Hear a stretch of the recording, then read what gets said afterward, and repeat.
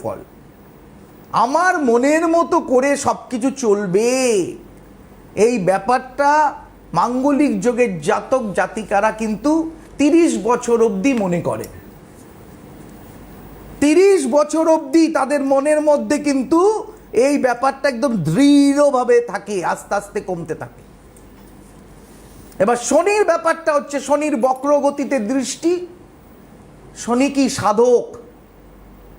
শনি হচ্ছে আপনি যেরকম কর্ম করবেন সেরকম ফলদাতা হচ্ছে শনি। শনির 7.5 নিয়ে অনেকে ভয় পান, ঢাইয়া নিয়ে ভয় পান, কিন্তু এমনও দেখা গেছে শনির 7.5-তে দেখা গেল শনি তার ভালো অবস্থানে নেই, তা সত্ত্বেও কিন্তু সেই ভদ্রলোক প্রচুর কোটি কোটি টাকার সম্পত্তির মালিক হয়েছেন, তার নাম যশ হয়েছে, সে আধ্যাত্মিক জগতে বড় জায়গায় পৌঁছে গেছেন এবং তিনি সততার সঙ্গে কাজ করছেন। হয়েছে এই না যে সবাই ভয় পেয়েছে মানে আমাকেও ভয় পেতে হবে।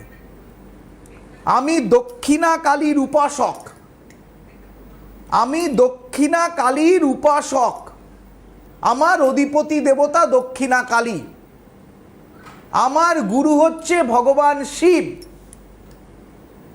আমি দেখবেন যে যারা প্রচুর পরিশ্রমী, অলসতা করে না, তাদের শনি কিন্তু কোনো রকম ক্ষতি করে না। শনির 7.5-তে বিশেষত মাথাটাকে নষ্ট করে দেয়, চিন্তা ভাবনাটাকে ভুল করে দেয়। বাজারে গেছেন, গিয়ে ঘোরাঘুরি করছেন, কি কিনবেন? আলু কিনবেন না পটল কিনবেন, না মূলো কিনবেন, না বাড়ি আসবেন, না মাছ কিনবেন?